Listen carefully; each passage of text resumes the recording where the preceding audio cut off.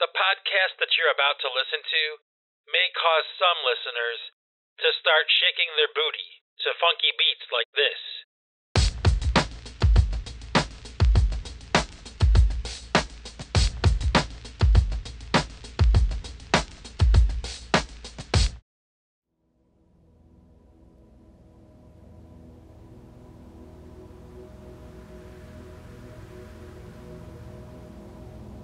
Well, hey there, happy innovators. How are you all doing today? I hope that you're doing well. And, I got an idea. A long time ago on the Singularity Podcast, I did a podcast called 5 Days. And basically the idea was that instead of doing one long podcast in like one day, what I would do is just talk throughout the course of a week. Like every day I would record just a little bit of talking.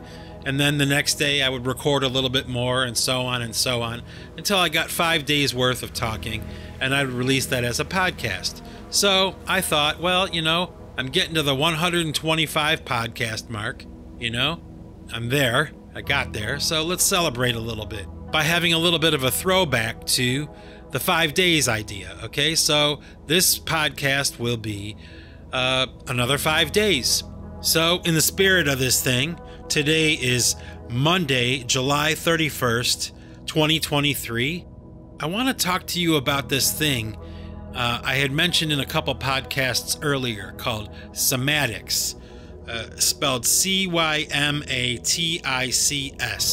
And, what I'm going to do is, part of the tradition here at the Singularity Podcast, I'm going to grab my handy-dandy new Oxford American Dictionary, and we're going to check out the word cymatics. We're going to try to see if we can get a definition here for cymatics. Okay, let's see.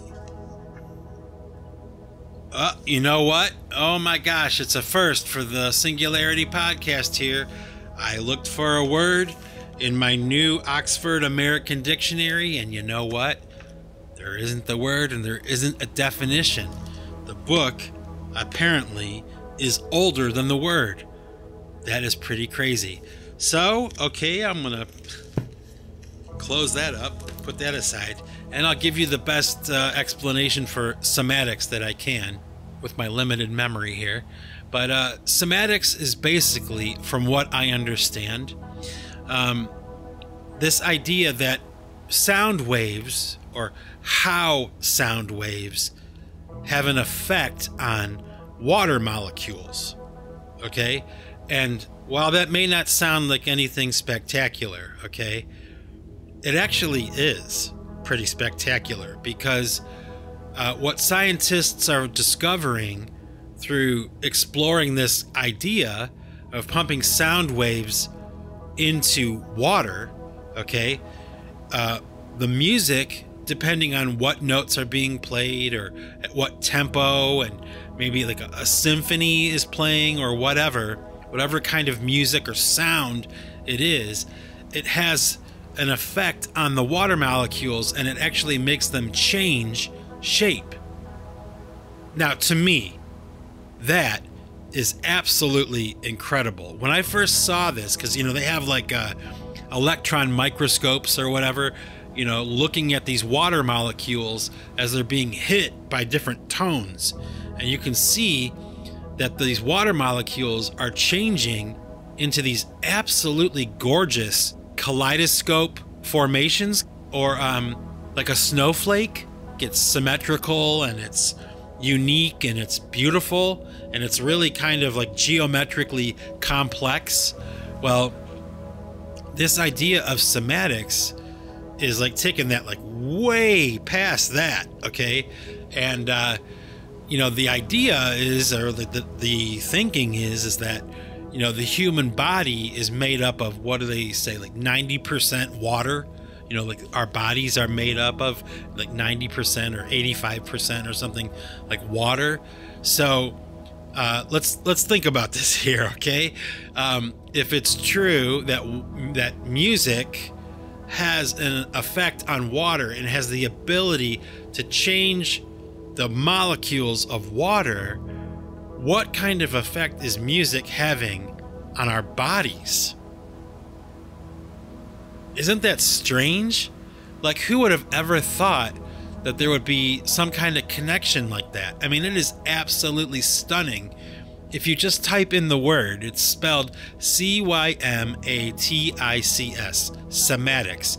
Type it into like Google or YouTube or anything, and you'll be able to see the footage that these guys are getting from, you know, hitting these water molecules with sounds. And it's like, you know, it does kind of like tie into that whole mud flood Antiquitech idea that I've spoken about before in podcasts. And that's interesting too. You know, this idea that there's this connection between like those old cathedrals, right, with the antennas that are the spires, the antennas that are going up into the sky. And for one reason or another, they can't quite figure out why, but underneath all these cathedrals, there's like a flowing stream of water. So there's water somehow connected to these structures, and they don't really know how or why that's connected. They have guesses, right? But they also are kind of saying that, you know, with these cathedrals that we see, they have that big rose window in the front, the circle, you know, and it looks like a really ornate kind of like leaded glass pattern. Well, that leaded stained glass pattern looks a lot like these images that the cymatics are popping up. And there's people who have this theory that, you know, the right underneath that rose window in all those cathedrals, they all have one. Right underneath that window, they have a gigantic organ. Okay? And I don't know, it seems awfully strange to me that, you know, the music is right underneath that rose window that just happens to look exactly like these water molecules that are being, you know, generated through tone, through music and frequency. Okay? That is so fascinating to me, you know, and it kind of knocks me back a little bit on my heels. Like, okay, I'm making music like every single day, you know, I've devoted my life to this thing, and what exactly am I dealing with here? You know, like, what am I doing here?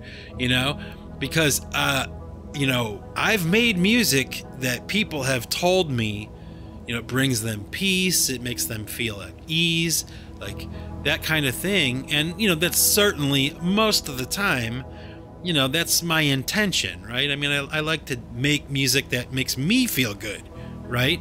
But it kind of throws into question this whole idea of like, why does music make us feel good? Or why does music make us feel bad or anxious? Or, you know, it changes the way our heart feels and the way our minds work, right? And I mean, think about it. Think about it. You know, what kind of effect, okay, does you know, Satisfaction by the Rolling Stones have on your body? Okay, you're literally the water molecules in your body. Okay, and you know, what about Mozart? Like, what does his music do to your body, to the water molecules in your arms and your brain, everything, right? I mean, we are made of water. And it's such a strange thing for me to think about. And is it a big deal? I don't know. I think it probably is. It's probably a very, very serious discovery. And why it took this long for people to get it together, I don't know. But man, I'm glad they did. And it is so wild to watch this footage and to just see the magnificence of these molecules and how they snap into a different form. As soon as a different note is hit, boom, they change. They change again. You know, it will change to whatever they're playing. And oh my gosh, I don't know what it all means, but I'm starting to get this sneaking suspicion that this whole music thing and how people relate to music and all those, how it makes people feel and all that, it's got a lot to do with something like on the molecular level of human beings. Isn't that absolutely astounding? It is to me.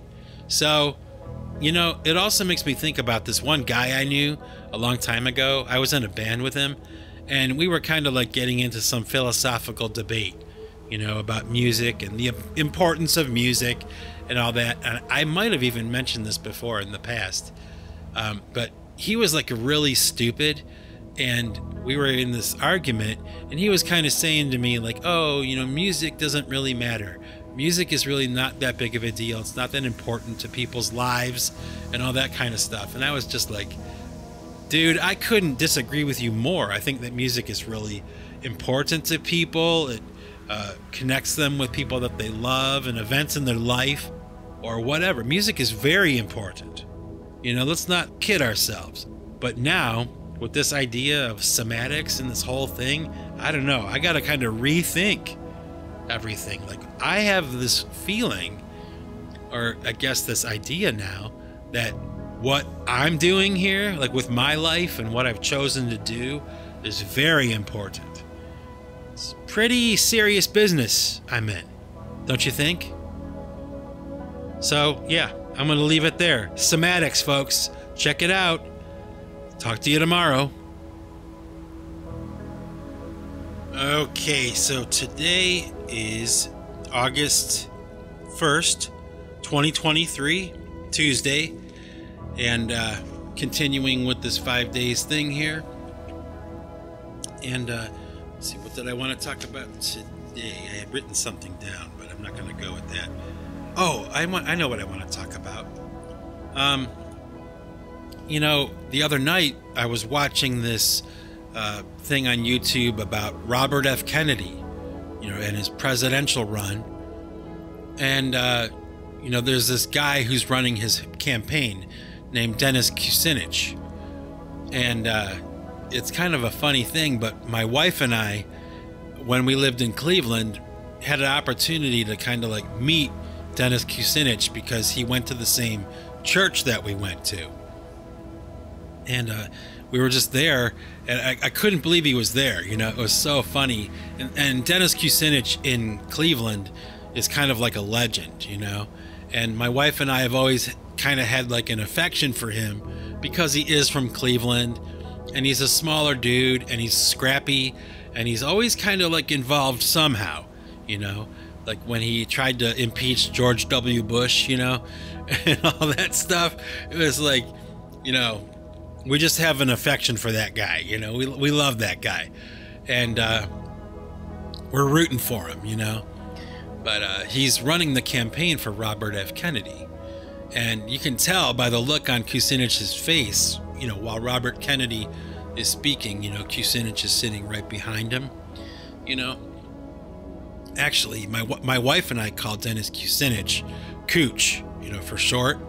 I don't know why, but whenever we see him, hey, there's Cooch. Look at it, there's Cooch. He's on TV. Really, really nice guy, like super nice guy too. But anyway, so Cooch is on the screen behind Robert F. Kennedy. He's like sitting there, and you can tell he's having the time of his life, because Robert F. Kennedy is actually, a pretty strong candidate for the Democrats. I mean, I don't know. He's pretty good. And we watched his speech, and we watched the whole thing, and we listened to everything he had to say. And I've always admired Robert F. Kennedy Jr. I mean, for years and years and years, but I never really thought of him as like a presidential candidate type of guy. But man, he got up to that microphone, he got up to that podium, and he started speaking some truth, and I kind of had this thought after he was finished speaking. I just kind of said it to myself at first, but maybe right now, the state of American politics being the way that it is, maybe Robert F. Kennedy Jr., knowing as much as he knows about vaccinations and going up against the pharmaceutical companies and all that stuff for like years and years and decades of, fighting, for the rights of people that are victims of these pharmaceutical companies and stuff like that. Maybe, okay, I'm only saying maybe Robert F. Kennedy Jr. is really the only person that should be president because of that reason alone, right? We went through COVID.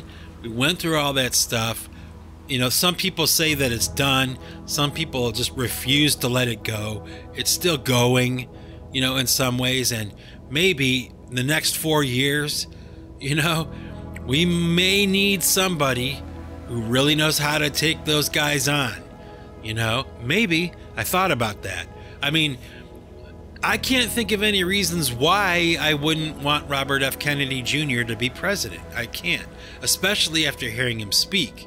Now, having said that, and, you know, really having no, you know, political know-how whatsoever and a very limited understanding of American politics, I mean, I will readily admit that, okay? But, you know, I think Trump is going to win, okay? I'll just say it. I think that Donald Trump is going to be president again, and I don't think anybody stands a chance against him personally. And, you know, while we're at it, I'll just say this. I personally feel that Donald Trump did win the last election. I do think he did win it, and I think that it was stolen. And people go, oh, you don't say that. That's not true. That didn't happen. And it's like, okay, whatever you say. All right. But I kind of look at it like this.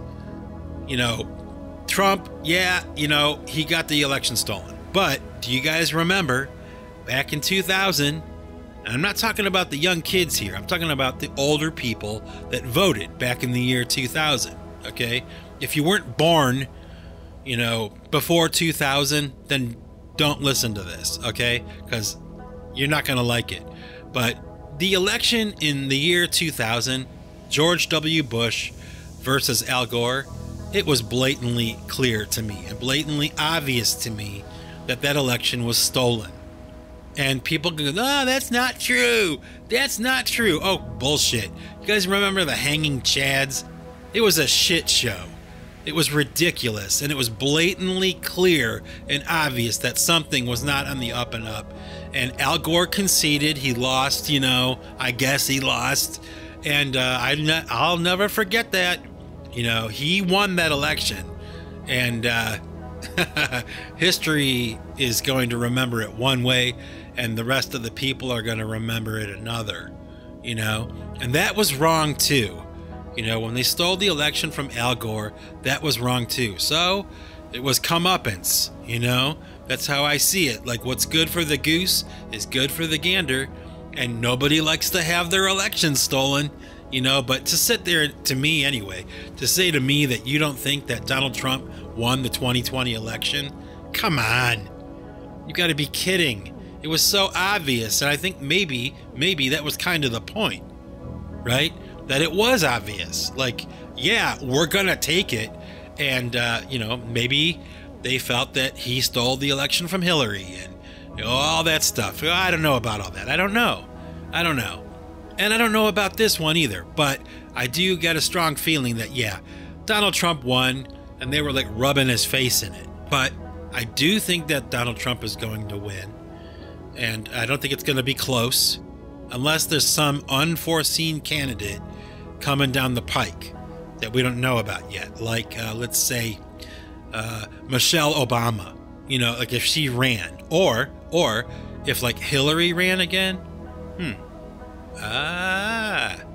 know, maybe, I don't know, but I don't think so. I think it's going to be Trump. And the reason I'm bringing it up is because I think what would be kind of cool. Now, this is just like a, you know, Mike Bostwick, very stupid, unrealistic, dreamer idea.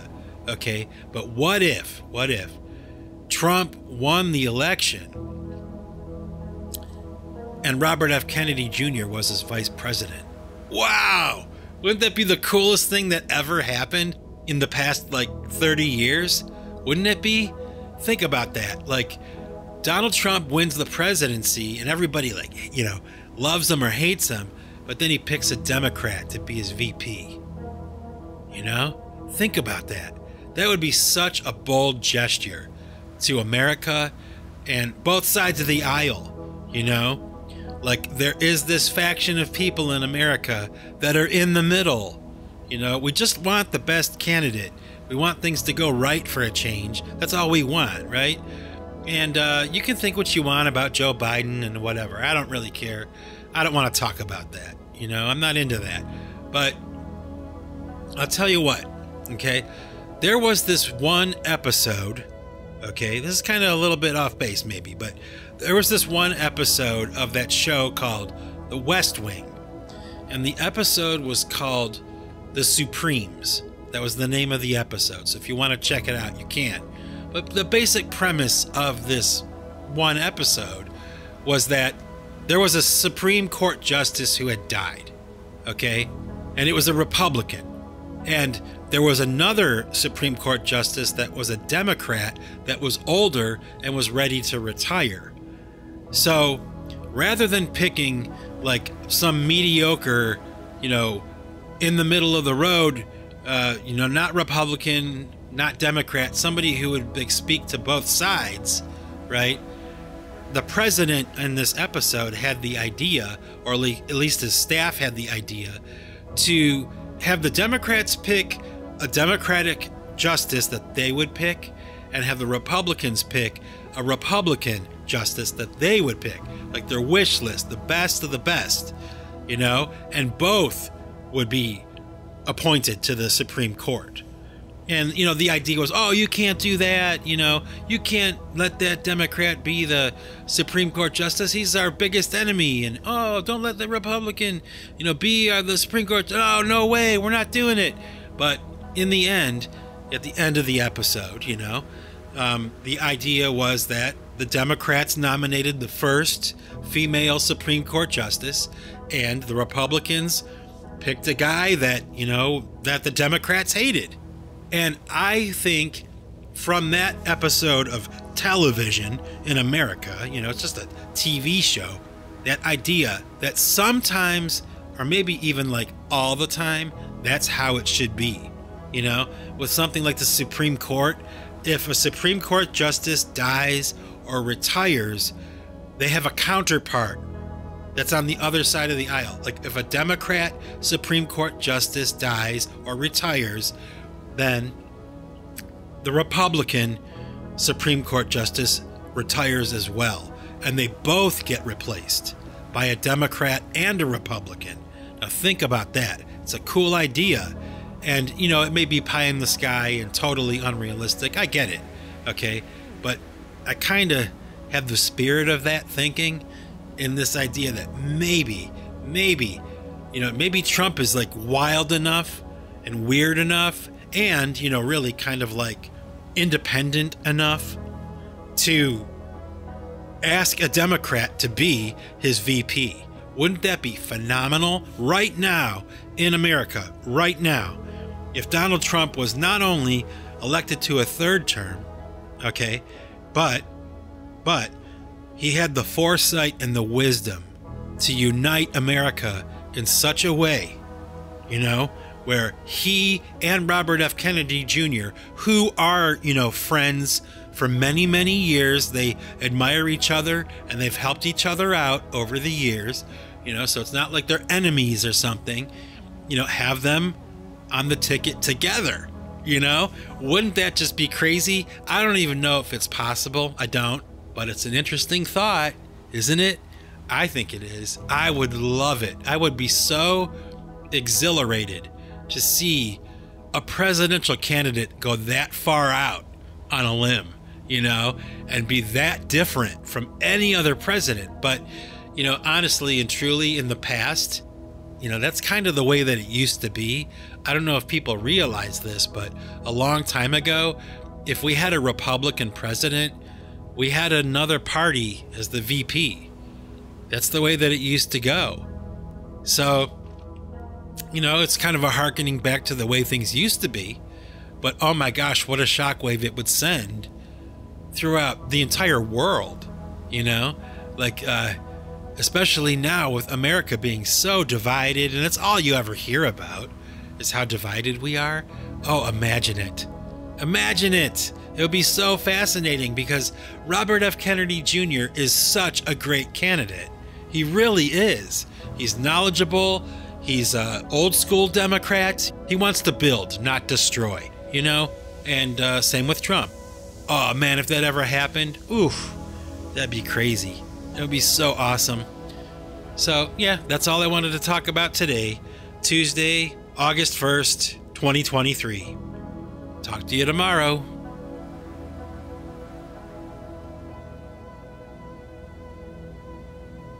Okay, happy innovators. Today is Wednesday, August 2nd, 2023. And today I'm going to talk to you a little bit about carbon dating. You know, that process that scientists do, and they determine the age of things, how old things are. And, you know, I wanted to talk about it because I kind of am of the belief, or I'm starting to become of the belief, that I don't have 100% confidence in this idea of carbon dating, you know? This is just my own opinion and my own speculation about things. So having said that, these scientists that do carbon dating, you know, they say a number, you know, we carbon dated this tree and it dates back to, you know, 200 years ago, or, you know, 2,000 years ago, or 40,000 years ago, or 2 million years ago. You know, and to me, it's like, okay, what is carbon dating, first of all? Okay, what is it? Like, what's the process, and who does the process of carbon dating? Like, where is that done at? And like, how does that whole thing work? You know, because all they have to do, you know, when they're reporting on something that's scientific, all they have to do is say, well, we carbon dated this back to this date, okay? So it proves that this is this old. This thing is as old as this carbon dating says that it is, okay? But, okay, who did that, and how was it done, and where was it done? And how accurate is it? And isn't it true that you could just say that you carbon dated something? Isn't that true? Right? You could just say you did, and you could say, oh, it's 2 million years old, right? And it's not. You know what I mean? Like, it's not. That has happened, okay, with this process. Now, it might be because there's like a flaw or something. I don't know. But it's just one of those things, when I hear about it, kind of sounds like bullshit. Okay? Don't you think sometimes? Like, they'll go, we found a snail shell and we carbon dated it back 2 million years ago. And it's like, really? Really? Like, something that's 2 million years old is like, you know, still here. You know, like, it didn't disintegrate and decompose over time, over 2 million years, you know? And, oh, the scientists, they get their panties in a knot because somebody's questioning their authority, you know, somebody's questioning them. But it's like, I don't care, you know, I don't care. It's like, just because somebody says something doesn't mean it's true. And I don't know, I'm kind of like on the hunt, in the search for some proof here, you know. What is this carbon dating thing that, you know, proves and disproves everything under the sun? You know, for example, you know, they have this cloth that they believe to be the burial cloth of Jesus. They call it the Shroud of Turin. I might have even talked about it before in podcasts. And in case you don't know what that is, you don't know what the Shroud of Turin is. At this point, I would imagine everybody does, but you can't assume that, right? So, according to the story here, a relic was found, a piece of cloth that had been preserved and protected for a very long time, and the cloth has the image of a crucified man on it. And when you look at the cloth, it's kind of like just like a white piece of fabric with some like yellowish brownish stains on it. It doesn't look like much, okay? But a long time ago, maybe like 100 years ago or something, there was a photographer by the name of Segundo Pia, and he was the first person that was allowed to take a photograph of the Shroud of Turin, okay? And this is like, back when cameras were first invented, okay, supposedly, all right? And when this guy took the picture of the cloth, it looked like, the cloth, white cloth with some stains on it. But when he looked at the photographic negative of that image of the cloth, it has a perfect rendering, a perfect photographic image of a man who appears to be crucified in the manner that Christ was crucified. Just like the people who were like the guardians or the keepers of this relic, just like they had professed it was. Okay? And, the scientists roll in. Okay? And I think Glenn Beck just had Barry Schwartz, one of the scientists that was initially asked to the Vatican or to the chapel in Turin or wherever it was to study this cloth up close and personal. They let people in to study it and determine what it was. And of course, they carbon dated it, and it's from medieval times. We carbon dated it. It's not real. It's not really Jesus. It's not really the face of Christ on the Shroud of Turin, okay? Because we've carbon dated it and we know, okay? We're not biased or anything. You know what I mean? Like, give me a break. You have got to be kidding me, right? Come on, Get out of here. But, the fact of the matter is, as far as the Shroud of Turin is concerned, okay, nobody knows how the image was put on there. Nobody knows exactly what happened or what it is. All they know is that, according to science, it's from the medieval times, and this image is a photographic image of Christ at the moment of resurrection, okay? Like, that would be one of the theories on how this image was imparted onto this fabric, okay? Like a burst of radiation or a burst of light so bright it burned that image into the cloth, okay? Scorched the cloth, okay? And, people have been arguing over this relic for so long. It's the most studied artifact in human history, and all the scientists all say, it's fake. It's a painting or whatever. It's not a painting. Actually, what's weird about that is that guy Barry Schwartz that was on Glenn Beck, that scientist I just mentioned, I actually talked to him on the phone once about the Shroud of Turin. I talked to him for maybe like 2 or 3 hours on the phone, and I got to ask him all the questions that I wanted to ask, and he answered them for me. And it was so cool. And that's a separate story, but I did get a chance to actually talk to him one-on-one. And I personally believe it's like, come on, look at the image that we're looking at. It's not fake. Whatever that is, it's not fake. And it's not painted. It's nobody knows how it got there. Nobody can really know for sure how that image is on that cloth, but consider that that image existed for thousands of years before the camera did, and it wasn't until 100 years ago or something, when somebody was actually able to photograph it, that we're able to see that face the way that we see it when that's flipped into a negative. Okay, it's absolutely outrageous and astounding to see, to me. You know, so I question this idea of carbon dating.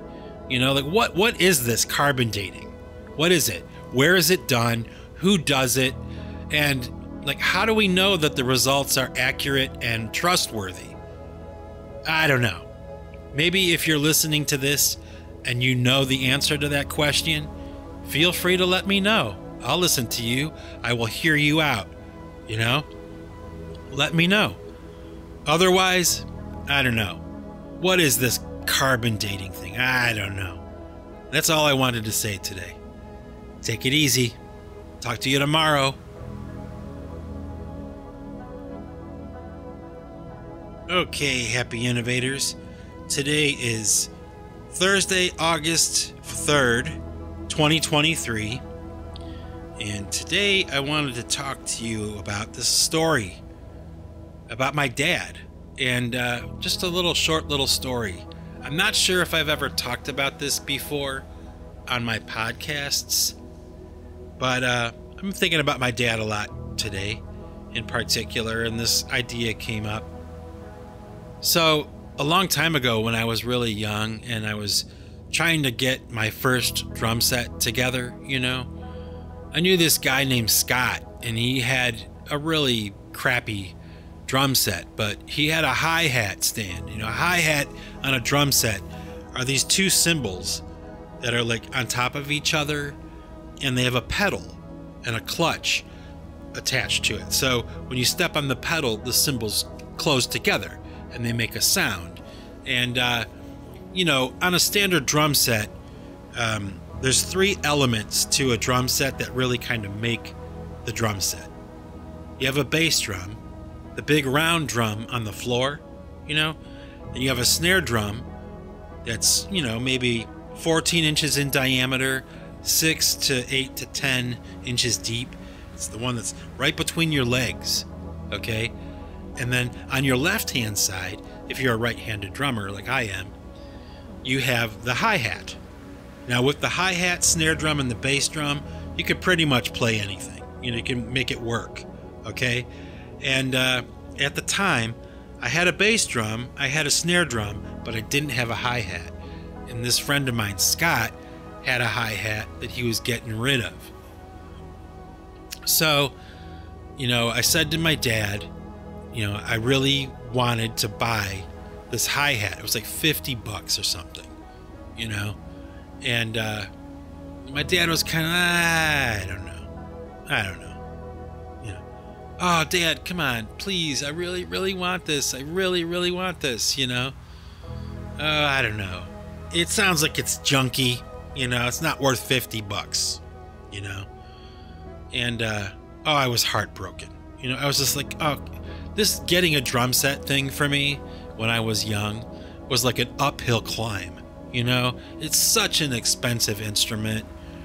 And, you know, like I said in that drumming video thing I did a couple months ago or whatever now, if you want to go back and watch it, where I talk about that, the Mike Bostwick drum practice thing, you know, it's like, oh, it just sucked. You know, trying to get a drum set together when you don't really have a job, you're too young to work, you know, but you know what you want, you know what you want to do, you know, you're being called to it, you know, you're obsessed with it. So what's cool is that my dad was really a good dad, and he kind of knew by the way that I was talking to him, he must have known that like I was really burning for this. Like I really, really wanted it. So my dad, being the cool person that he was, throws me in the car. We drive over to Sam's Music in Parma, Ohio. Okay? And my dad takes me into the music store and he says, you go into the music store and you pick out whatever hi-hat cymbals you want. And a stand, a hi-hat stand, and we will get that.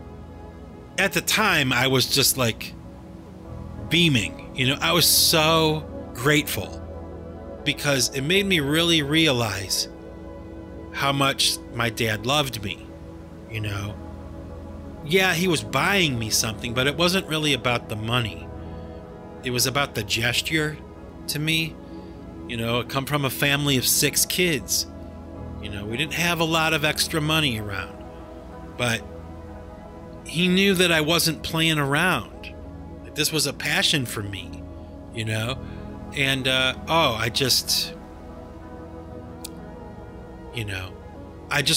loved him for that.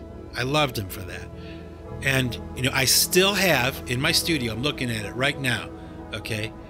That set of hi-hat cymbals that my dad bought me like 30 or 40 years ago, okay? I had them mounted and framed in a glass case on my wall in my studio because I don't, use them anymore. They're decommissioned, They're way old, and I actually ripped one of them a long time ago, so I retired them. I bought new hi-hat cymbals, but I put those away in this little case in my studio, a glass case, and I had my parents sign them for me, And at the time, my parents thought it was kind of funny that they were signing my cymbals, but my dad was kind of like looking at me like, I think he felt the same way I did the day that we bought them. Like, he felt that way when I asked him to sign it for me because I had kept them. I still had them, and they were treasures to me now. Okay, they're not on my drum set anymore. These are going to be with me forever, and I'm going to look at them on my wall forever. And your signature is going to be on there, and they wrote some, sweet nothings on there, to their son, and I'm looking at it right now. It's in my studio right now. And that was a story that I wanted to share with you all. And you know what? While I'm at it, I'm going to give a little bit of props to my mom here, too. This was not planned for today. The cymbal story was planned, but not this. But I'm going to tell you this one anyway. My mother's father was a living legend, like in my family.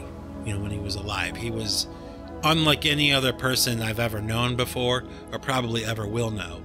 He was fascinating. If you go back to the Snowflake 33 podcast, okay, go back. I did like 3 or 4 podcasts in a row about my grandfather and how much I admired him and how he was kind of like, the blueprint for me, like how to do this. My grandfather was a very creative, very unique individual. He was actually an artist, but he didn't realize that he was, He thought artists like only painted, or only made sculptures. He didn't realize that he was living a life of an artist. His whole house was stuff that he had touched and made, and everything was unique and weird and interesting to look at. And, I think I told the story of how he took his television set and he gutted it and he turned it into a bookshelf, and, oh, isn't that funny? Grandpa turned his TV into a bookshelf, right? But it's actually like a pretty interesting piece of modern art, and he didn't see it that way, but that's what he was. Well, anyway, my grandfather wore this ring on his. It was an engagement ring from my grandmother before they got married, and she had his initials on it and had 3 diamonds in it, 3 really small diamonds, but it's gold, and it was a nice ring, And ever since I could remember, my grandfather had this ring on his hand. It was just, he had these massive hands. He was a lineman for the Ohio Bell Telephone Company. So, his hands were like leather, and he was strong, a strong dude. And ever since I was little, he'd had this ring on those hands. I would see it. So my grandfather eventually came down with Alzheimer's disease. My mother was made the executor of his will, and she was handling his estate, and we had to sell his house and clean it out, get it ready to sell and all that. And my grandfather went to a nursing home against his wishes, but, there was no choice. He was very ill. And my mother took on the burden of handling his estate. And, truth be told, she was kind of like, on her own. Like, her sisters were not very helpful to her at all. And I was like right at that age, where I was home, I was old enough and strong enough to help her. So a lot of the time it wound up being just like me and my mom, or me, my mom, and my little brother at my grandpa's house, cleaning it out, doing what needed to be done. My dad wouldn't be home from work yet. I would have gotten home from school. We got in the car and we went and we dealt with things, and then we would come home, right? So I spent all this time with my mom, just me and my mom, sometimes my little brother, cleaning stuff out. I would hear her on the phone with her sisters, and it was awful, just awful, because there was a lot of money involved, and people get so damn weird when it comes to money. Money makes people do weird things, okay? But that's another story. But anyway,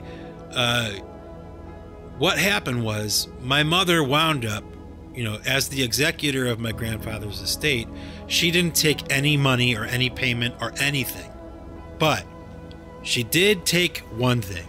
And what she took was that engagement ring that my grandfather wore on his right hand. So many, many years later, after my grandfather had been dead for many years, my wife and I went back to Cleveland to visit my mom. I think it was around the time my sister was really sick. So we came home for Christmas, and, I got the chance to spend some time with my family and my mom and dad, like alone, and we were talking, and I said to my mom, remember that ring that Grandpa used to wear on his hand? His hands were so big. And she's kind of looked at me and like tilted her head, and she just got up and she walked out of the room. And a couple minutes later, she walks back into the room and she hands me this jewelry box, this little ring box. I open it, and of course, it's the ring from Grandpa, Oh my gosh, Mom, look, it's the ring, Yeah, that's cool. You still have it, And she's like, put it on your hand. And I'm like, okay. She's like, does it fit? And I'm like, yeah, actually it does fit. She's like, keep it. You know what I mean? Like, what? You want me to keep it? Mom, this is Grandpa's ring. Like, you're his daughter. Like, no, I can't take this. Oh, no. Just take it. Oh my gosh. Like, thank you. So from that day forward, I've had this ring on my finger. It's on my hand. You probably could see it in some of my videos even, Although when I drum, I like to take rings off because they pinch the skin on my fingers. You have to take rings off. At least I do when I'm drumming. But I wear this ring on my finger every day, right? So all these years later, all these years passed. That was like 2014 or 2016 or something like that. My mother passes away, right? A few months ago. And my sister, who is in charge of my parents' estate, comes up to me at the funeral, and she hands me this box. And inside this box is a note that my mother wrote, and I'll read it for you right now. Hang on. Okay, so here we go. Here's the note my mother wrote. My sister handed to me at her funeral. In payment for services rendered as the legal guardian for my beloved father for the last 7+ years, and as my sister received the engagement and wedding band of our mother, said bands of gold and several diamonds, and my other sister received a ruby ring from my mother, I do desire and claim the gold ring of my father, having never taken payment from guardianship for said services for the legal carrying of my dad's money and person. Signed, my mother. Okay? So my sister walked up to me at the funeral and handed this to me, and I read it. And I gotta tell you, basically, I had no idea, okay, that my mother had refused payment from all the bullshit she had to put up with from her sisters, in getting my grandfather's estate settled, okay, because it was awful. All right, they were horrible to her, and I was there. I heard it. I saw it. It was terrible. My mother didn't take any payment, okay, except for this ring that's on my finger, okay. So basically, all my mother ever inherited from her father, she gave it to me. Now, I don't know if that was because I spent so much time with her there. I don't know. I don't know why she decided to give it to me. Like I said, there's, 6 kids in my family, But what it said to me at my mother's funeral, of course, at that very sad and confusing moment, was that my mom loved me. She loved me. Like, if I ever wondered, or you know how it goes, right? With your folks, you just don't know sometimes, right? Oh my gosh, it was like she was speaking to me from beyond the grave, She gave me, the only thing that she ever inherited from her father. The only payment she took for all that bullshit she had to go through. I don't know. It's worth mentioning, right? Love you, Mom. Love you, Dad. Wherever you guys are right now. I do. That's all I wanted to say today. Take it easy, y'all. Talk to you tomorrow.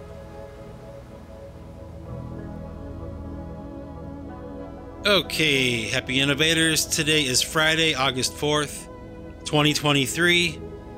And today I want to talk about this idea that, living in post-COVID America, supposedly, okay?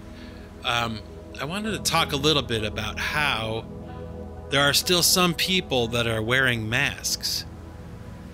And I don't quite know what to make of that, It's a bit strange to me. And maybe in some ways a little bit pitiful to see people that are just hanging on so much to that idea of a pandemic and the danger and all that stuff, like the paranoia and the fear of COVID, like everybody else is walking around like, without a mask on. It's okay now. You can take the mask off. And there's some people that absolutely refuse to let it go. And there's not many, okay, but every once in a while you'll be walking around in a store or somewhere out in the public sphere, and you'll see these people, men and women, old and young or whatever. Usually they're old women though, and they're still wearing a mask. It's like, what's going on in your head? Like, what's up? What's up with that? That's really weird, man, to me at this point, I know I've talked about it before in podcasts where, like, during COVID, people were crazy. I got approached by a Karen in a grocery store, and oh my gosh, this lady was like flipping out, and just like, I'm standing there looking at her like, what's up? Like, you are losing your mind. I didn't even do anything, And, I went on a whole diatribe about it. I think I was talking about how, she was probably afraid, and what we're seeing manifest is like her fear, trying to control everybody and make sure everybody follows the rules, this sense of power she got from, controlling other people, because she couldn't control anything else, it's really sad. It's pathetic.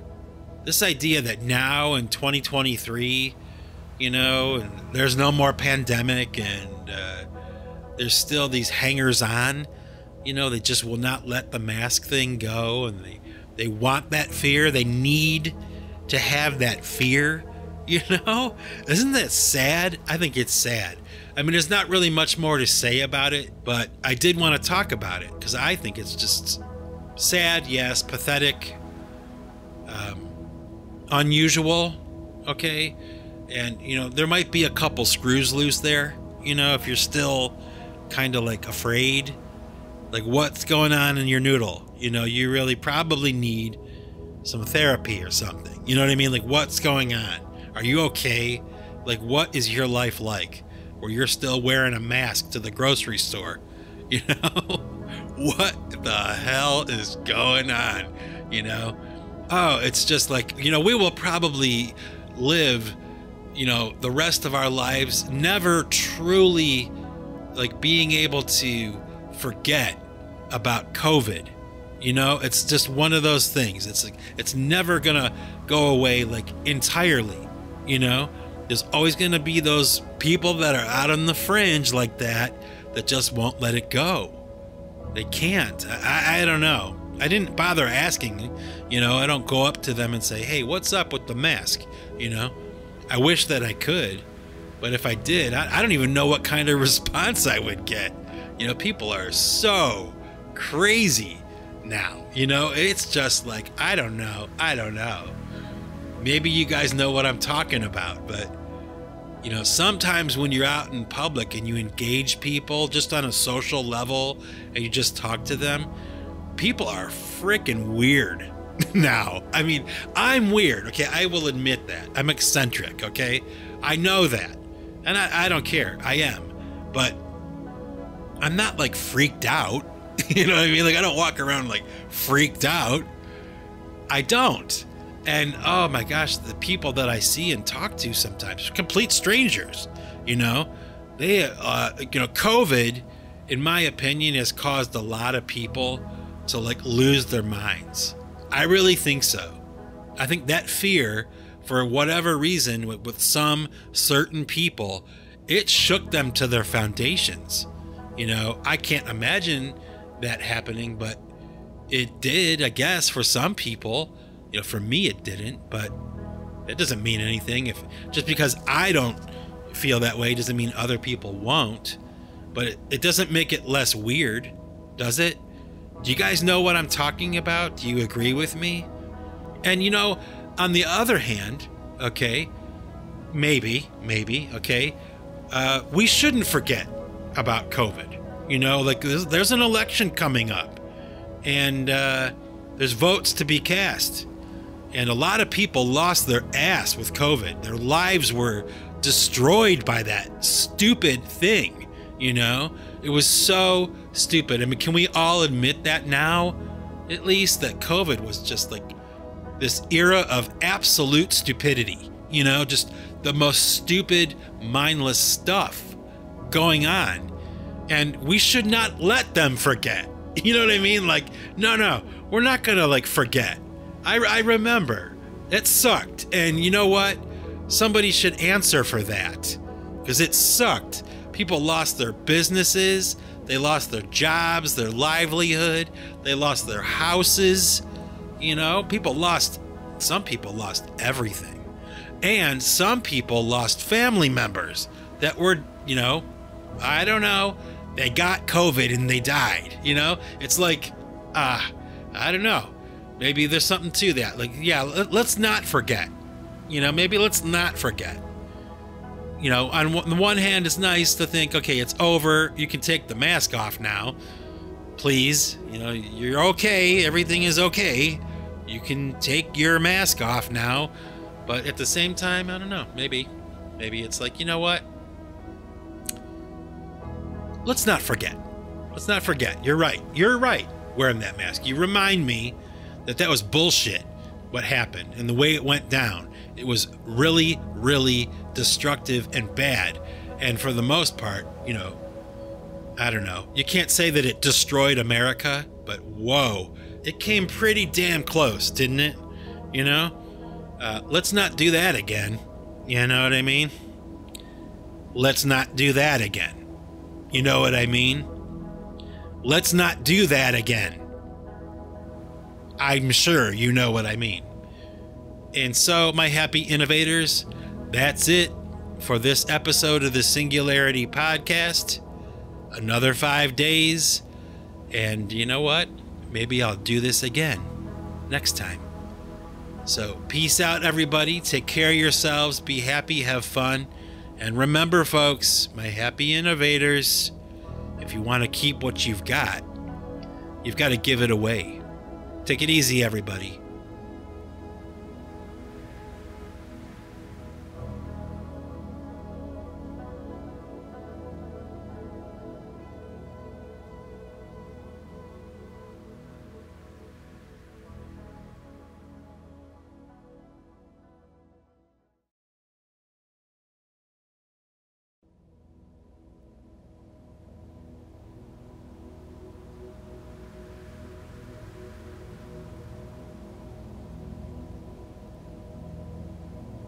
Okay, happy innovators, I got some music for you at the end of this podcast.